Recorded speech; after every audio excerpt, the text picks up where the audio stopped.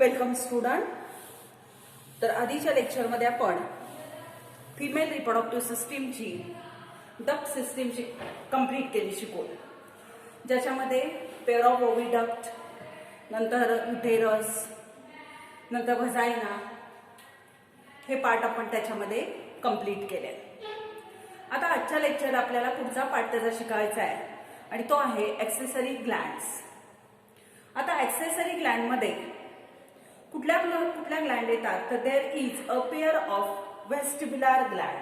There is a pair of vestibular gland. Vestibular, or it is also known as Bartholin's gland. Bartholin's gland. So there is a pair of vestibular gland or a Bartholin's gland. Now that Bartholin's gland, which is a paired, and that Bartholin gland is homologous to the Cowper's gland of male, and they opens into the vestibule and release the lubricating fluid. आता लक्ष द्या थोडंसं. हे वजाइन आहे. So vagina is a tube which is 7 to 9 centimeter in length. हे आपण पाहिलंय. आता ह्या ट्यूब मध्ये आपण हे पण पाहिलं की 3 लेअरनी तयार झालेली असते. आतल्या बाजूला म्युकोजल लाइनिंग आहे, मधला लेअर मस्क्युलर आहे आणि कडेचा ऍडव्हेंटिशियल आहे. हा जो आतला लेअर आहे, जो म्युकोजल लेअर आहे, तर ह्या म्युकोजल लेअर मध्ये ग्लायकोजन स्टोरेज आहे, लक्षात घ्या. आणि इथं त्या वजाइनामध्ये लॅक्टोबॅसिली असतात. त्या ग्लायकोजनचं काय करतात तर त्याचं फर्मेंटेशन करतात आणि त्यामुळं फिमेलची वजाइना ही ऍसिडिक असते. हे एक लक्षात ठेवा. आता आपल्याला शिकायचं वेस्टिब्युलर ग्लँड. तर वजाइनल ओपनिंग जे किंवा ज्याला आपण वजाइनल ऑरिफिस म्हणतो, तर हे जर वजाइनल ऑरिफिस असेल, ओपनिंग असेल, तर त्या ओपनिंगच्या अशा दोन्ही बाजूला there is a pair of vestibular gland that is present on the either side of the vaginal opening, and so it opens into the vestibule and open into vestibule. पहा लक्षात येते का? वेस्टिब्यूल वरती वजाइनल ओपनिंग आहे आणि मग vaginal opening जिथे असेल त्या वजाइनल ओपनिंगच्या दोन्ही साईडला एका ग्लँडची पेअर आहे की ज्या ग्लँडच्या पेअरला आपण काय म्हणतो वेस्टिब्युलर ग्लँड म्हणतो. आणि हिची बरोबरी कशाबरोबर केलेली आहे, कशाला होमोलोगस आहे म्हणून सांगितलंय तर काउपर्स ग्लँडला. काउपर्स ग्लँड कोणामध्ये मेल मध्ये आहे. मग काउपर्स ग्लँड आणि ही काय म्हटलंय होमोलोगस आहे. ह्याचा अर्थ काय लक्षात घ्या. काउपर्स ग्लँड पण लुब्रिकेटिंग फ्लुइड सिक्रेट करते आणि ही ग्लँड वेस्टिब्युलर ग्लँड किंवा बार्थोलिन्स ग्लँड सुद्धा काय करते तर लुब्रिकेटिंग फ्लुइड सिक्रेट करते. आणि सेक्शुअल इंटरकोर्स हा इझी करण्यासाठी मेल आणि फिमेल बॉडीमध्ये लुब्रिकेटिंग फ्लुइड सिक्रेट केलं. It make the sexual intercourse easy. म्हणून ह्याला कोणासोबत होमोलोगस म्हटलेलं आहे काउपर्स ग्लँड. ठीक आहे. That is about the vestibular Gland. आता वेस्टिब्युलर ग्लँड शिकून झाल्यानंतर पुढची ग्लँड आपल्याला शिकायला सुरुवात करायची आणि त्या ग्लँडचं नाव आहे मॅमरी ग्लँड. पहा. So the next is known as a mammary gland.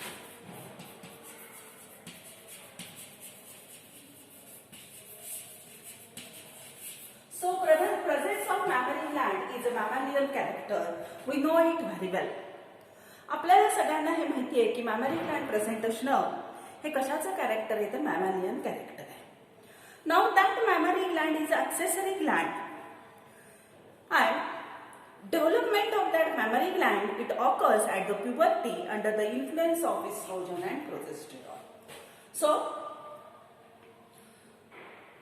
it is an accessory gland and that developed at the time of puberty. There is a development of that gland at the time of puberty under the influence of hormone estrogen and progesterone.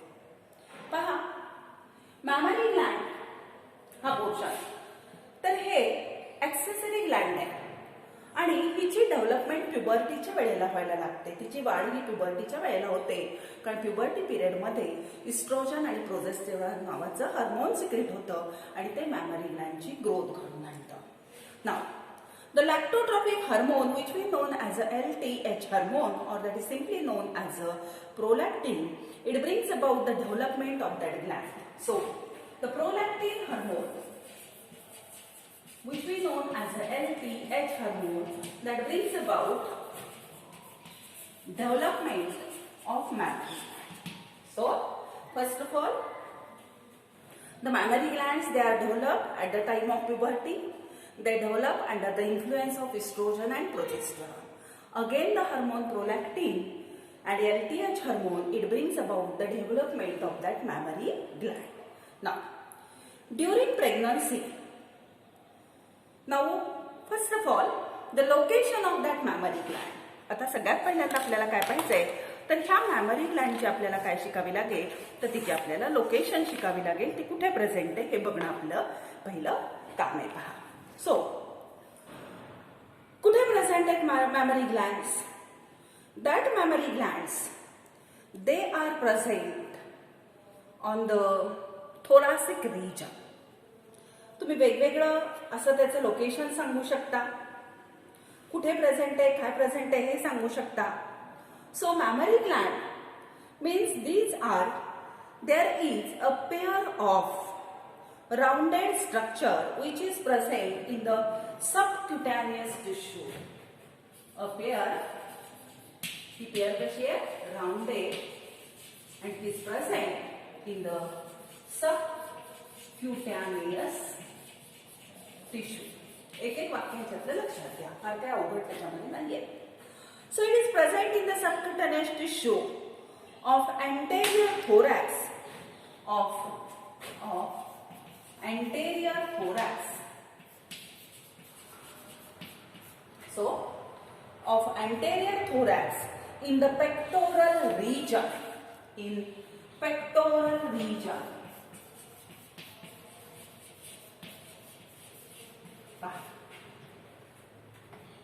आता इथे एक लक्षात घ्या, rib number 2 to rib number 6. Mammary gland म्हणजे माहितीये की maturity लेवलला oestrogen आणि प्रोजेस्टेरॉनमुळे ते डेव्हलप होतात. पुन्हा त्याची डेव्हलपमेंट प्रोलॅक्टिन कंटिन्यू करतो. पुढचा पॉइंट मी सांगितला की ही पेअर आहे मॅमरी ग्लँडची, राउंडेड असणारं हे स्ट्रक्चर आहे. आणि हे राउंडेड स्ट्रक्चर कुठे प्रेझेंट आहे? सबक्युटॅनियस टिश्यू. सबक्युटॅनियस म्हणजे बिलो द स्किन. कुठे? Of anterior thorax in the pectoral region. Pectoral girdle म्हणजे आपले जे हात जोडलेत असे पाठीमागचे गार्डन. ह्या पेक्टोरल रिजन आणि अँटेरियर थोरॅक्स, आपलं जे थोरॅक्स आहे ह्याच्या अँटेरियर साईडला जी राउंडेड पेअर स्ट्रक्चर आहे, राउंडेड स्ट्रक्चर आहे, त्या स्ट्रक्चरला आपण काय म्हणतो तर त्याला आपण मॅमरी ग्लँड असं म्हणतो. सो सिम्पली तुम्ही अँटेरियर थोरॅक्स म्हटलं तरी चालू शकतं. Rib number 2 to rib number 6 म्हणजे आपल्या ज्या बरगड्या आहेत ह्या बरगड्यामध्ये लक्षात घ्या 12 बरगड्यांची पेअर आहे, 12 रिबच्या पेअर आहेत. त्यामध्ये दुसऱ्या रिब पासून 6व्या रिब पर्यंत असं हे राउंडेड स्ट्रक्चर अँटेरियर थोरॅक्स मध्ये प्रेझेंट असतं की ज्या स्ट्रक्चरला आपण काय म्हणतो, ज्याला आपण म्हणतो मॅमरी ग्लँड्स. आता ह्या मॅमरी ग्लँडचं स्ट्रक्चर शिकायला आपल्याला थोडंसं सुरुवात करायची. पहा, so during pregnancy lactiferous tubule develop. आता हे ह्या ग्लँडचं काम आफ्टर पर्च्युरेशनच जास्त आहे, पण प्रेग्नन्सीमध्ये ह्याच्यामध्ये जे लॅक्टिफेरस ट्युब्यूल्स असतात ते डेव्हलप होतात. म्हणजे मॅच्युरिटी लेवलला फक्त ग्लँड वाढते आणि प्रेग्नन्सी पिरियडमध्ये लॅक्टिफेरस ट्युब्यूलची डेव्हलपमेंट होते. Now first of all, this is a modified sweat gland. So it is modified sweat gland. He sweat Gland आहे. स्किन मध्ये जशा घामाच्या ग्रंथी असतात, ही सुद्धा एक स्वेट ग्लँडच आहे, तशी घामाचीच ग्रंथी आहे, पण ती मोठी झालेली घामाची ग्रंथी आहे. So it is a modified sweat Gland. And there is a pair which is rounded in the structure, and such a pair is present at the anterior region of the thorax from rib number 2 to rib number 6. ठीक ना. आता structure कडे चला, फार काही ह्याच्यात मी वेळ घालवत नाही. आता स्ट्रक्चर मात्र शिकणं आपल्याला महत्वाचं आहे. आता काय स्ट्रक्चर आपल्याला सांगते पहा. सो मॅमरी ग्लँड ची पेअर आहे, राऊंडेड आहे, अँटेरियर थोरॅक्स मध्ये हे झाली आपली रिव्हिजन एकदा दोनदा. आता पुढचे पॉइंट मात्र थोडे महत्वाचे आहेत. पहा ना, each mammary gland that contain the fatty tissue and numerous lactiferous duct. So it contains fatty tissue and numerous lactiferous duct. So in that gland, so this is the rounded structure which we know as a mammary gland. And in that mammary gland, this fatty tissue is present and number of lactiferous ducts, they are present in each mammary gland. Clear? Now next, glandular tissue of each gland is divided into 15 to 20 mammary lobes. So next, glandular tissue of each gland, glandular tissue of each gland divided into 15 to 20 mammary lobes. Mammary lobes. हे लक्षात येतं. So each gland contains fatty tissue and lactiferous duct. That gland also contains the glandular tissue, and that glandular tissue of each mammary gland, it divides that gland or it divides into number of or 15 to 20 lobes, and that lobes are known as mammary lobes. So these are the lobes which were known as a mammary lobes, or they are known as a gland lobes. So the glandular tissue of each gland divided, it is divided, glandular tissue of each gland is divided into the 15 to 20 lobes. That lobes are known as a mammary lobes. Now next, mammary lobes are irregular in shape, and each mammary lobe have alveolar gland and lactiferous duct. हे लक्षात येते का पहा. These mammary lobes, they are irregular in shape. They are irregular in shape, and they are divided into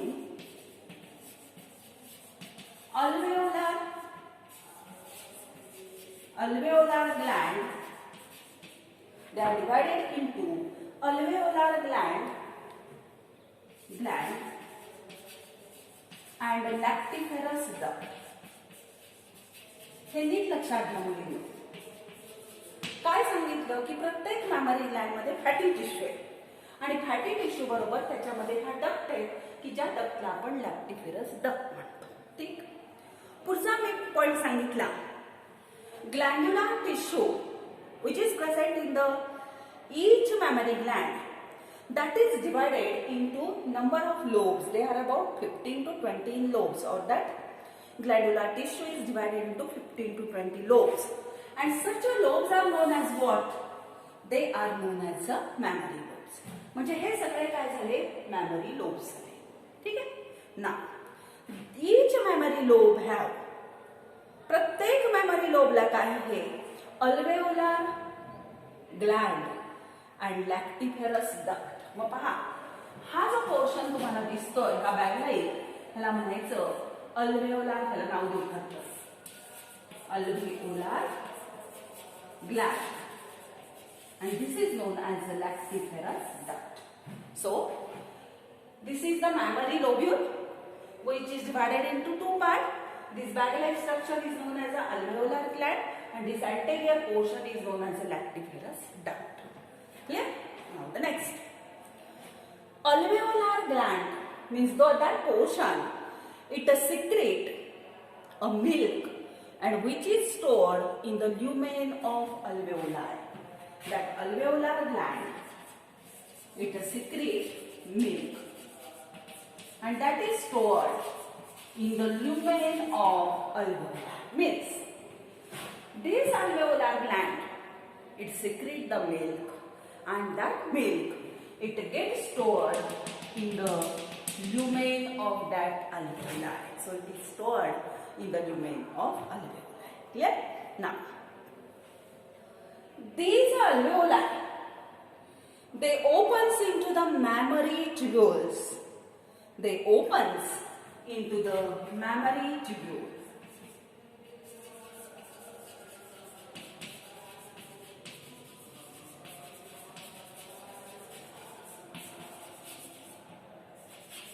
These alveoli, they opens into the mammary tubules.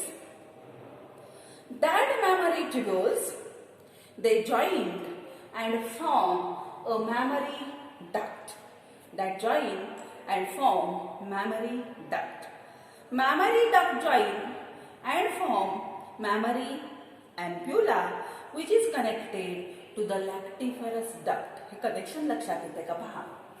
हे लक्षात आलं का? Memory Gland मध्ये फॅटी टिश्यू आहे आणि लॅक्टिफरस डक्ट आहे. तसाच memory Gland मध्ये ग्लँड्युलर टिश्यू पण आहे. ग्लँड्युलर टिश्यू हा 15 ते 20 लोब्यूल मध्ये डिवाइड झालाय आणि त्या लोब्यूलला आम्ही काय म्हणतो? मॅमरी लोब्यूल्स म्हणतो. मॅमरी लोब्यूल हा इरेग्युलर शेपचा लोब्यूल आहे. ठीक आहे. हा इरेग्युलर शेपच्या लोब्यूलला दोन पार्ट आहे. एक म्हणजे ही अल्वेओलार ग्लँड आणि दुसरा पार्ट म्हणजे लॅक्टिफरस डक्ट. असे त्याला दोन पार्ट आहेत. ह्याच्यामधली जी अल्वेओलार ग्लँड आहे, ही अल्वेओलार ग्लँड ही मिल्क सिक्रीट करते आणि सिक्रीट झालेलं मिल्क हे त्याच ल्युमेन मध्ये, त्याच ल्युमेन किंवा अल्वेओलायच्या ल्युमेन मध्ये काय केलं जातं? स्टोअर केलं जातं. आता ही जी अल्वेओलाय आहे, ही अल्वेओलाय डक्ट मध्ये ओपन होते. त्या डक्टला म्हणतात मॅमरी ट्युब्युल्स. पहा आता. सो that alveoli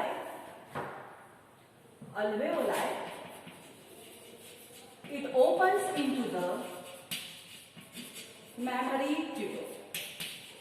पहा लक्षात येईल का? अल्वेओलाय कशात ओपन झाली?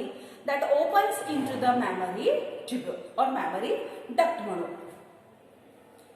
ठीक आहे. now these tubule join and form mammary duct. they join and form mammary duct. पहा, मी डायग्रामॅटिक पण सांगते नंतर तुम्हाला. मॅमरी ट्युब्यूल एकत्र येतात आणि त्यांच्यापासून मॅमरी डक्ट तयार होतात. आता पुढे काय होतं पहा. Mammary duct again join and they forms the mammary ampulla. They forms mammary ampulla. And now that mammary ampulla, it is connected to the lactiferous duct. We connect to lactiferous duct. लक्षात येते का? पहा, काही अवघड नाहीये त्याच्यात. ना these duct, बरं इथपर्यंत पुन्हा एकदा रिपीट करते. पहा, सुरुवातीपासून पुन्हा सांगते. राउंडेड स्ट्रक्चर आहे. अँटेरियर थोरॅक्सला प्रेझेंट आहे. Rib number 2 to 6. Paired organ आहे. मॅच्युरिटी लेवलला डेव्हलप होतो इस्ट्रोजन, प्रोजेस्टेरॉन, प्रोलॅक्टिन ह्यांच्या इन्फ्लुएन्स खाली. पुढे मी सांगितलं ही मॉडिफाईड स्वेट ग्लँड आहे. हे लक्षात ठेवा. ही फॅटी टिश्यू आणि लॅक्टिफेरस डक्टनी तयार झालेली ग्लँड आहे. हिच्यामध्ये ग्लँड्युलर टिश्यू आहे. हा ग्लँड्युलर टिश्यू नंबर ऑफ लोब्यूल मध्ये डिवाइड झालाय. ते लोब्यूलची संख्या आहे 15 ते 20 आणि हे जे लोब्यूल्स त्याच्यामध्ये प्रेझेंट आहेत त्या लोब्यूलला आपण म्हणतो मॅमरी लोब्यूल्स किंवा त्याला म्हणतात ग्लँड लोब्यूल. ठीक आहे.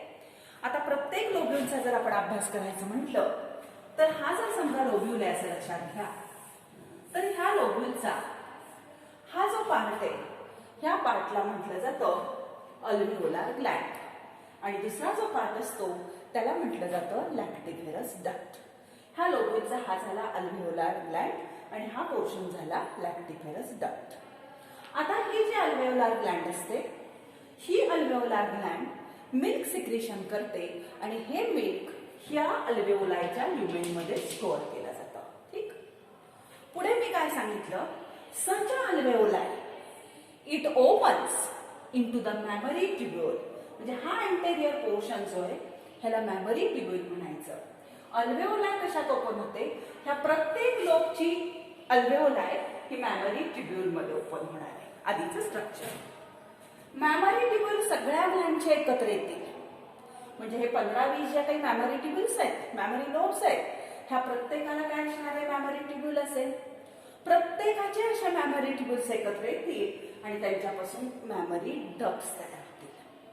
पुन्हा सगळ्याच्या मॅमरी डक्ट एकत्र येतील आणि डक्ट एकत्र येऊन काय तयार करतात? तर मॅमरी अँप्युला तयार करतात. आणि मॅम्युला अँप्युला म्हणजेच काय? तर थोडासा वायडर पोर्शन असतो डक्टच्या आधीचा आणि मग तो कशाला कनेक्ट होतो? तर लॅक्टिफेरस डक्टला कनेक्ट होतो. ठीक आहे. मग पहा, मॅमरी ट्यूब्यूल्स. मॅमरी ट्यूब्यूल्सचे दोन पार्ट, अल्वेओलार मॅमरी लोब म्हणा, मॅमरी लोबचे दोन पार्ट, अल्वेओलार ग्लँड आणि लॅक्टिफेरस duct.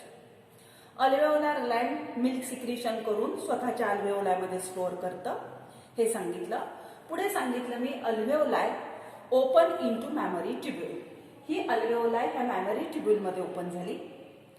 These tubules join and form memory duct. आता हिच्यापासून पुढे काय तयार होईल?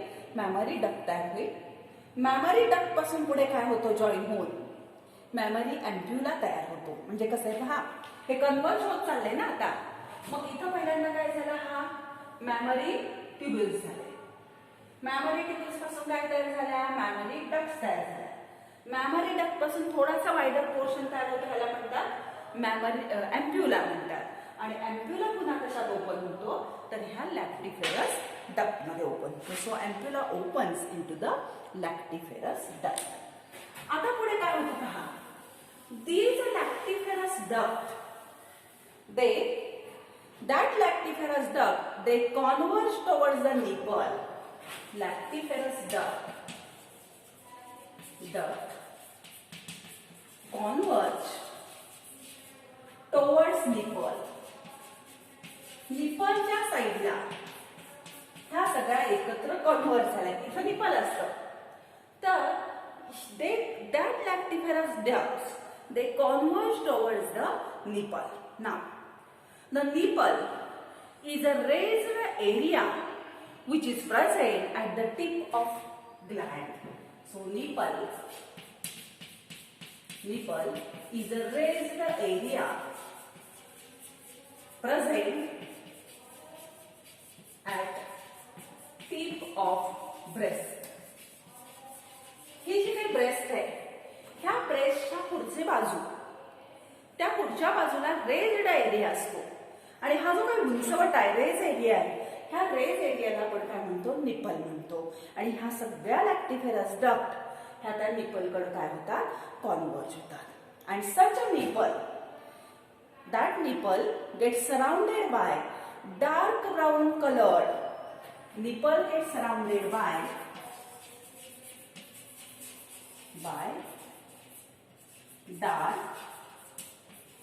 dark brown colored circular area, and that circular area which is present around that nipple is known as a areola. That is known as what? Areola. So, areola is a circular dark brown colored area of skin which is present around the nipple. And nipple is a raised portion of the breast. And towards the nipple, all these lactiferous duct, they converge towards the nipple. Clear? That is about the mammary gland. खूप detail तुम्हाला इथं सांगितलंय. एकदा दोनदा ते बघा, तुम्हाला लक्षात येईल. आता हे झाल्यानंतर पुढचा पॉइंट आपल्याला शिकायचा आहे, तो आहे एक्सटर्नल जेनायटल ऑर्गन. आणि ते एक्सटर्नल जेनायटल ऑर्गन की ज्याला आपण काय म्हणतो? वुल्वा म्हणतो. वल्वा हे स्ट्रक्चर आहे त्याचं. So next part is external जेनायटल organ.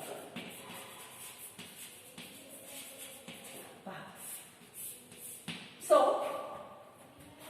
जसं मेन मध्ये एक्सटर्नल जेनायटल ऑर्गन आपण पाहिले, कुठले कुठले पाहिले त्याच्यामध्ये स्क्रॉटम आणि पेनिस, तसं फिमेल मधला एक्सटर्नल जेनायटल ऑर्गन किंवा एक्सटर्नल जेनायटॅलिया जी प्रेझेंट आहे तिला कॉमनली शब्द वापरला जातो vulva.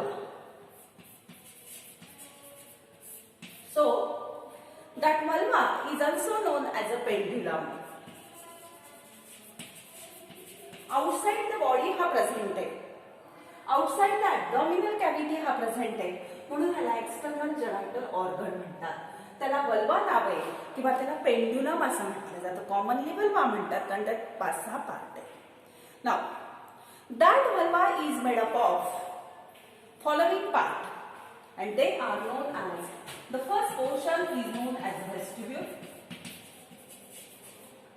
the second portion is known as a labia minora,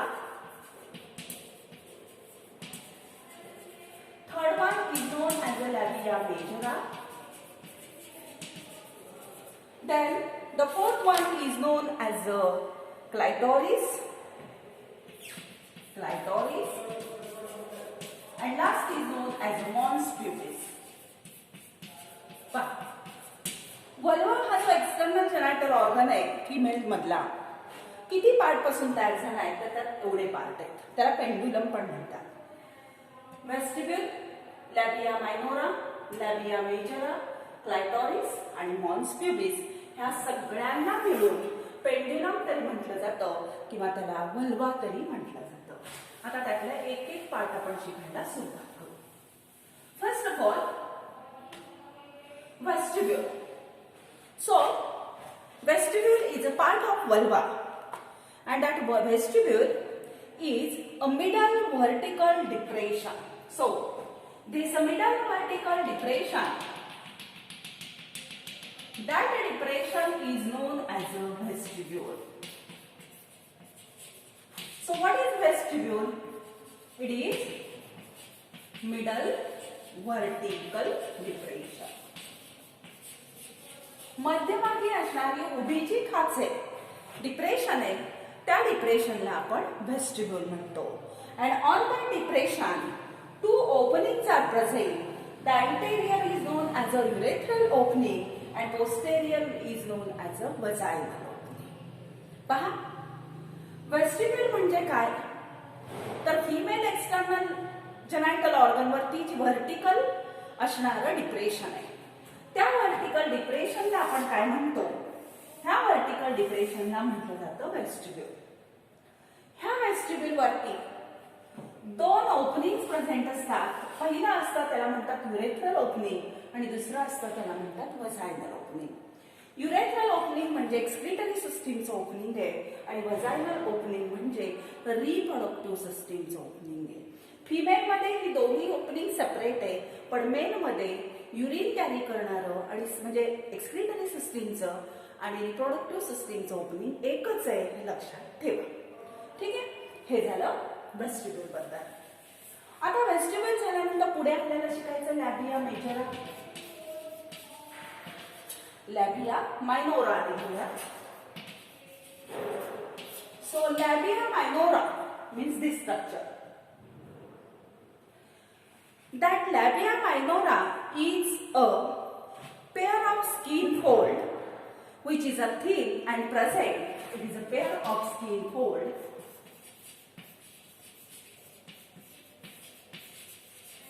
which is a thin and present towards the inner side of labia majora. लक्षात, हा बाहेरचा स्किन फोल्ड आहे, ह्याला म्हणतात लॅबिया मेजरा. मी शिकवते लॅबिया मायनोरा. मायनोरा म्हणजे काय तर हा स्किन फोल्ड T1 आणि T1, ह्याला म्हणतात labia minora. So there is a pair of skin fold. ही स्किन फोल्ड आहे आणि त्याची पेअर आहे, थिन आहे, पातळ आहे आणि present towards the inner side of majora. हा मेजर आहे, ह्या मेजराच्या आतल्या साइडला हा जो स्किनचा फोल्ड आहे, पेअर आहे, थिन आहे, त्याला म्हणतात labia minora. That labia minora they fuse posteriorly and form the fourchette. हा लॅबिया मायनोराचा जो स्किन फोल्ड आहे हा असा पोस्टेरियरली एकमेकांना जोडला जातो आणि तिथं जे स्ट्रक्चर तयार होतं तर त्या स्ट्रक्चरला म्हटलं जातं फोरचीट. फोरचीट, CHE. That structure is known as a fourchette. Now anteriorly, they converge into the hood-like covering around the clitoris. Anteriorly, it forms the hood-like structure. बघा, लॅबिया मेजरा म्हणजे काय, तर दोन स्किनचे फोल्ड आहेत. मेजराच्या आतल्या बाजूला प्रेझेंट आहेत म्हणून त्याला मायनोरा म्हणतो. ठीक आहे. आणि हे दोन्ही फ्यूज पोस्टेरियर साइडला होतात आणि तिथं जे स्ट्रक्चर तयार होतं त्याला म्हणतात फोरचिट. आणि अँटेरियर साइडला मात्र त्याचं हुड सारखं स्ट्रक्चर तयार करतात आणि कुठं तर अराउंड द क्लायटोरिस. ठीक आहे. That is about the labia minora. आता पुढचा पार्ट शिकायचा आहे क्लायटोरिस.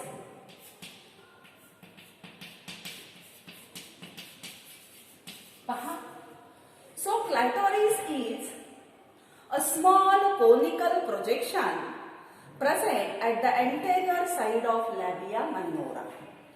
So this is the labia minora and this is the anterior side of labia minora. And this clitoris is a small conical projection, small and conical.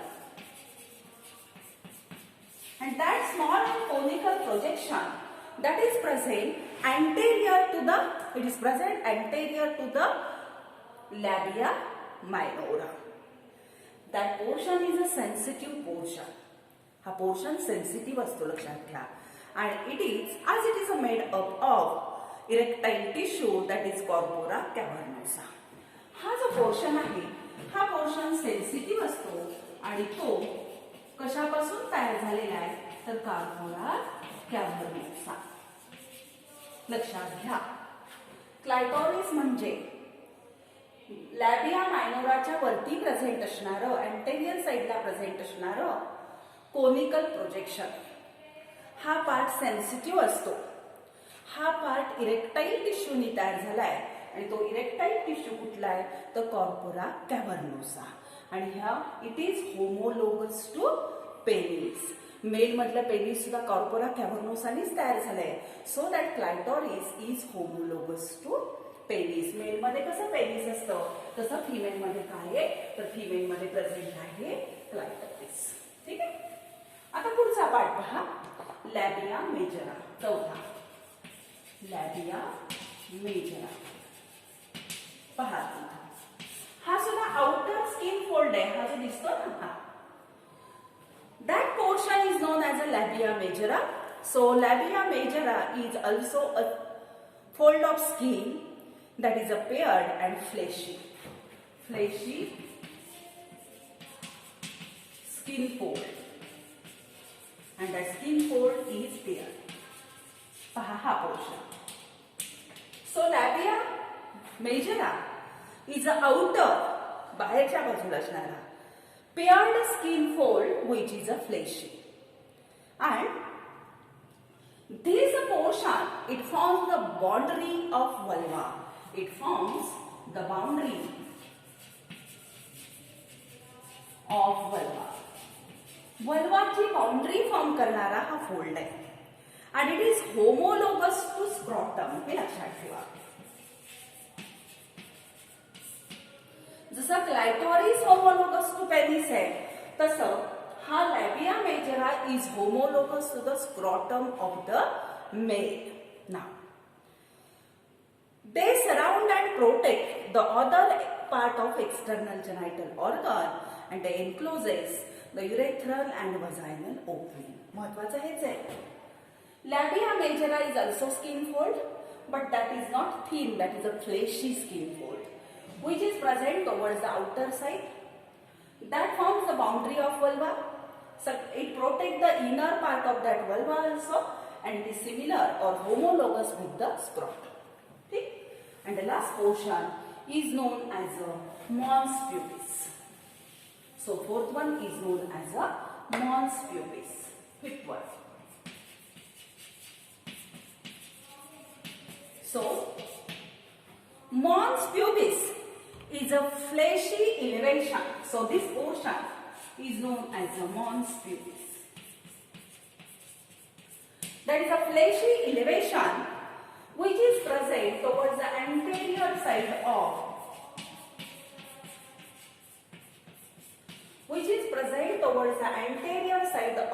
labia majora.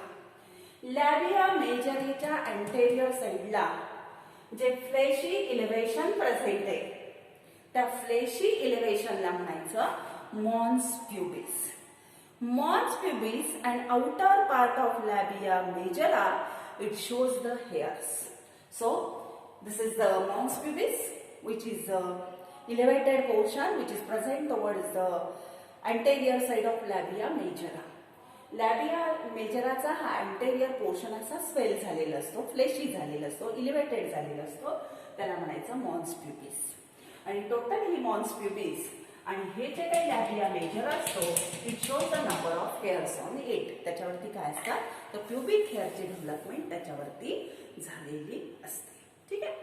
आता इथं आपण female reproductive system complete केली. आता त्याच्यामध्ये आणखीन एक part तुमच्या पुस्तकात दिलाय प्युबर्टी बद्दल. 2 वाक्य सांगते आणि मग थांबू.